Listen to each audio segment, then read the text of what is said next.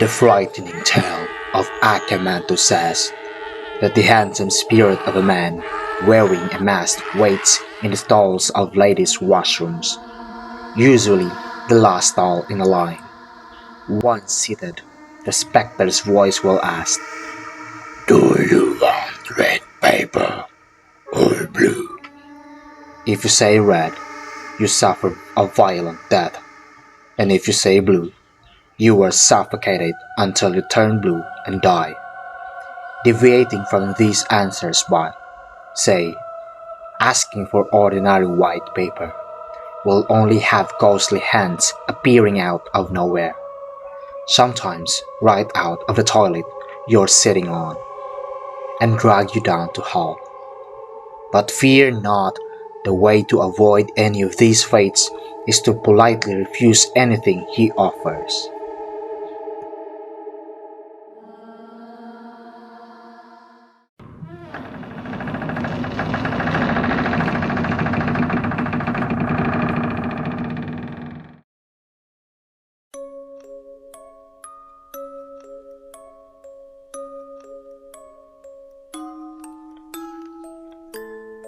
The smell of blood, feces, and urine permeated the air.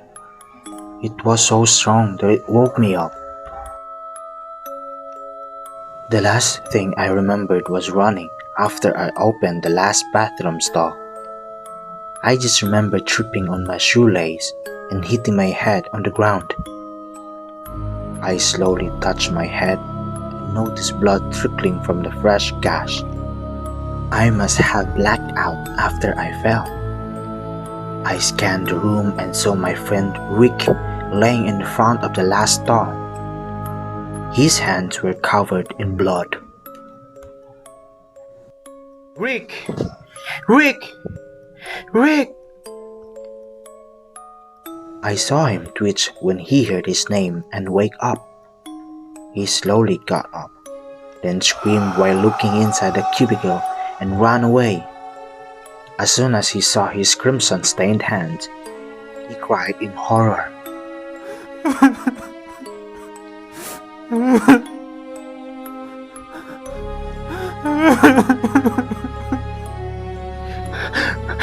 What happened, Rick? What happened?" I pleaded for a response.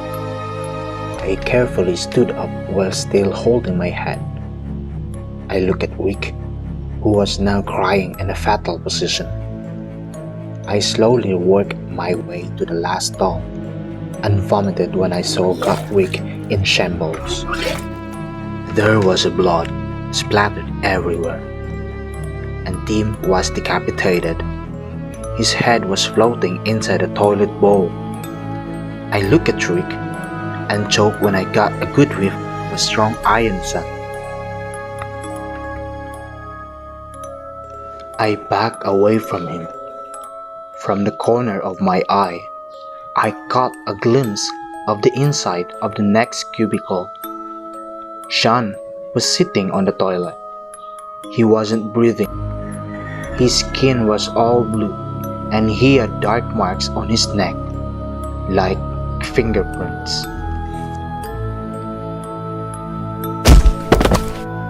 His body fell over, and I don't remember anything else after that because I was blacked out again.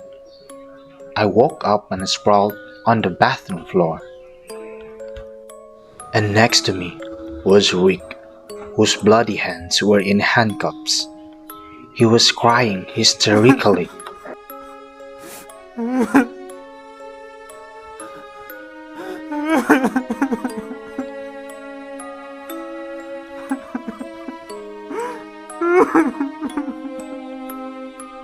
The paramedics were in the process of moving Sean's bluish corpse out of the room.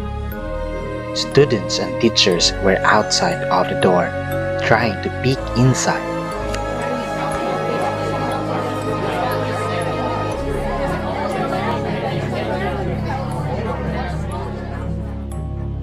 And the police closed off the crime scene with tape. The smell of blood still filled the air. I looked inside the stall again and could see Tim's head, still in the toilet. Rick and I were escorted into a police car, past the students. Their eyes were full of anger and disgust as they watched. They thought we were murderers. I remember my friends and I decided to create a horror pop-up for the Halloween event. We used our creativity to make it thrilling and fun. We had no desire to harm anyone. We were a group of 4 outcasts who came together thanks to our love of all things horror. Well, 2 now. Tim and Sean are dead, while Rick and I are the prime suspects behind the tragic deaths. After our medical checkup, Rick and I were brought into a small interrogation room. We sat in an awkward silence for an hour. I heard a distant chatter and noticed a security camera hanging on the ceiling. After a while, I finally decided to ask him something. He was avoiding my eyes, and his body was shaking. And he finally calmed down and was about to say something. Then the door opened.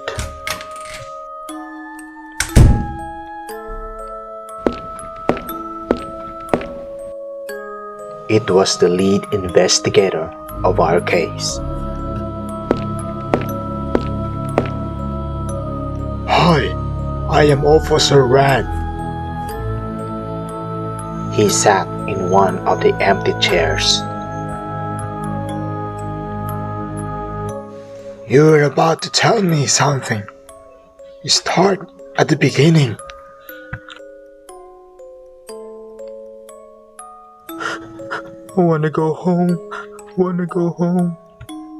But Rick expressed his desire to go home. Wait, just tell me the truth so we can catch up the culprit and set you free. The investigator said calmly. Rick was staring at the ceiling. I didn't kill Tim or Sean. I told them we had the worst idea for this Halloween pop. Your group converted the restroom into a horror booth and made it as realistic as possible, right? The investigator asked while taking notes. We were told to present something from Japanese culture or folklore. Then Rick pointed his finger at me. It was his stupid idea to summon Akamanto. I wanted to do something more mainstream, like The Grudge. I was caught off guard. What is Akamanto? The investigator interrupted. Our Halloween design was inspired by the Akamanto. It's a Japanese urban legend about a malicious spirit who appears to individuals using public or school restrooms. It is masked and dressed in a red cloak. Sean was wearing a red cloak. The investigator recalled. It was my idea to dress up and act out the legend. Anyone who entered the restroom was supposed to be asked if they preferred red or blue toilet paper after doing their business. I admitted. The police investigator narrowed his eyes. And in this legend, what happens if someone says blue? They will be strangled until they suffocated and turn blue. Rick quickly answered. However, we decided just to spray blue paint on those who chose blue and red paint on those who chose red. The investigator tilted his head in confusion. So, Tim selected red toilet paper? We nodded simultaneously. Yes, and he was going to be sprayed in red paint so that it could look like blood. I said. Then Officer Wren sighed and lost his cool. Why was his head floating in a damn toilet then? Because it shows red, that means death by decapitation or slit throat. Is this joke to you? The investigator stood up.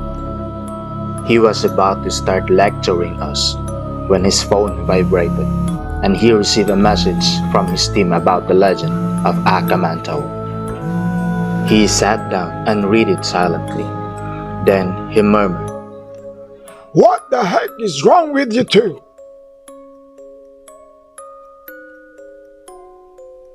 The pop-up Halloween was supposed to be our redeeming moment, for me to prove everyone wrong and regret ever belittling.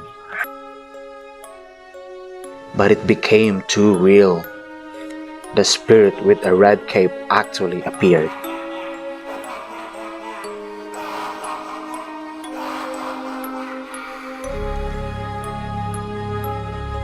When we were back in the interrogation room, Rick started talking.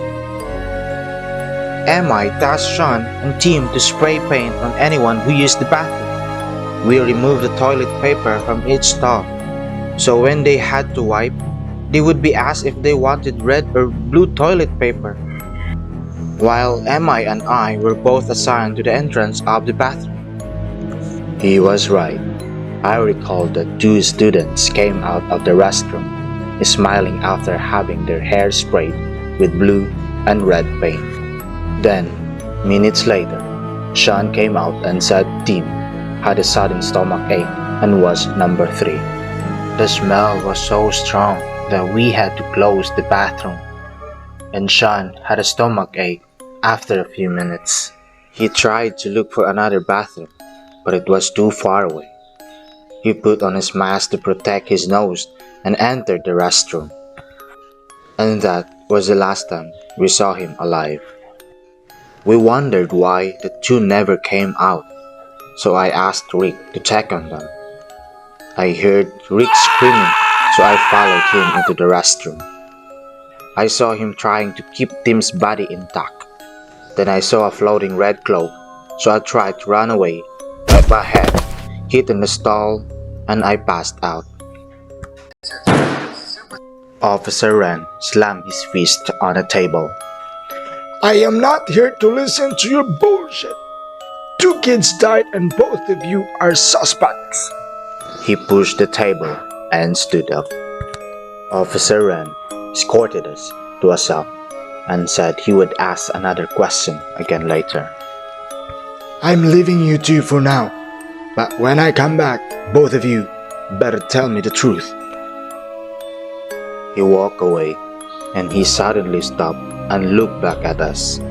Get your story straight or else you can kiss the rest of your youth goodbye. As soon as he left, the camera on the ceiling pointed towards us. This is not our fault. We can figure this out. My uncle is a lawyer. I said softly. No. Akamanto was your idea, and you have to take the blame. Rick yelled it at me. I walked to the other side of the cell. It was at that moment that we heard the sound of a toilet flushing. Our eyes widened when we realized that there was a toilet behind us. We both stared at it. I could see the cold sweat dripping from Rick's face. The light flickered for a moment. We heard another flash.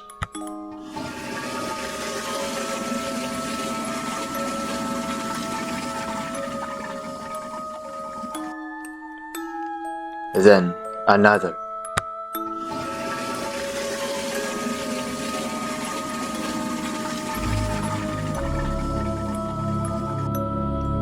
And Another.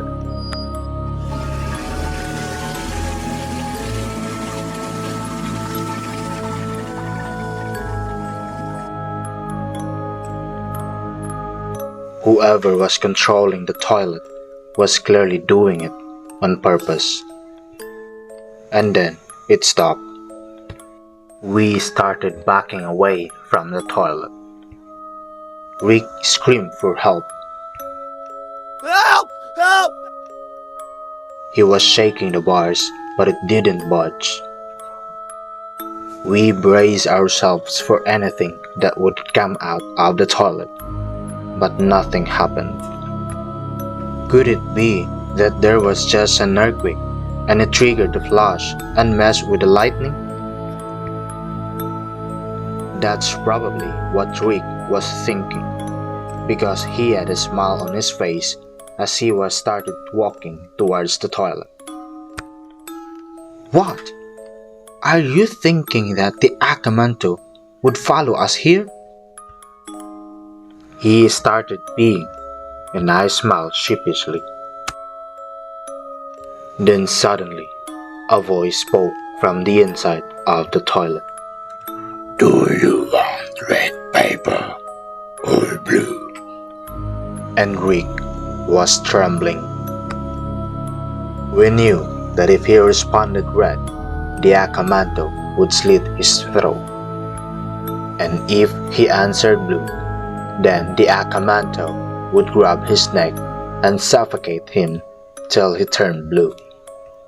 The spirit in a red cloak and white mask came out of the toilet. Just choose one. You have to, or else. Shut up. Let me think. Rick interrupted me.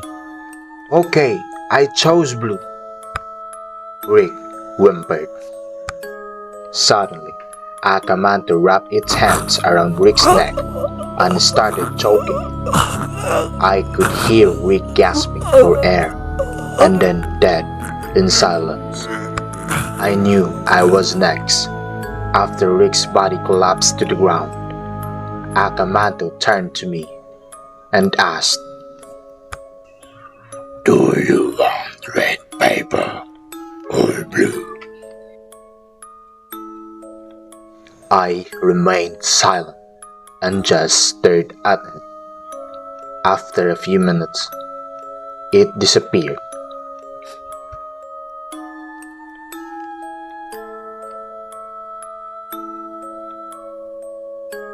I forgot to mention, the only way to outsmart the Akamanto and have it to leave you alone is to not respond.